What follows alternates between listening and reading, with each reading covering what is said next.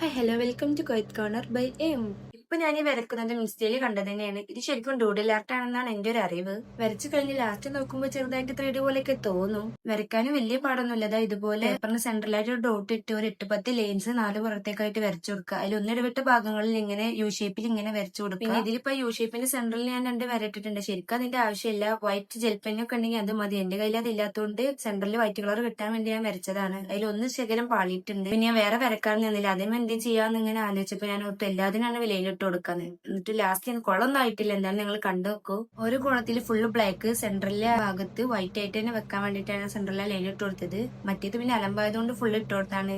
ഇങ്ങനെയുണ്ട് എന്റെ editing skills ഒക്കെ. ഇങ്ങനത്തെ വീഡിയോ കുറെ കണ്ടതുകൊണ്ട് ചെയ്ത് ശ്രമിച്ചു നോക്കിയതാണ്. അത്ര പെർഫെക്റ്റ് ആയിട്ടില്ലെന്ന് എനിക്കറിയാം. എന്നാലും ഇതിവിടെ കിടക്കട്ടെ, എല്ലാം ഒന്ന് ട്രൈ ചെയ്യണല്ലോ. ലാസ്റ്റ് ഇതാ ഈ ഷെയ്ഡിംഗ് ആണ് പരിപാടി. എനിക്കാണെങ്കിൽ ഷെയ്ഡിംഗ് ഒട്ടും അറിയില്ല. എന്നാലും എന്നെ കൊണ്ട് പറ്റണ പോലെ ഞാൻ ചെയ്തിട്ടുണ്ട്. ഇതാണ് ഫൈനൽ ഔട്ട്. അത്യാവശ്യം 3D പോലെയൊക്കെ കിട്ടിയിട്ടുണ്ടെന്നാണ് എനിക്ക് തോന്നിയത്. അപ്പൊ നിങ്ങൾക്ക് ഇഷ്ടപ്പെട്ടാൽ ലൈക്ക് ചെയ്യുക, ഷെയർ ചെയ്യുക, ഫോളോ ചെയ്യുക. അപ്പൊ ഓക്കെ, ബൈ.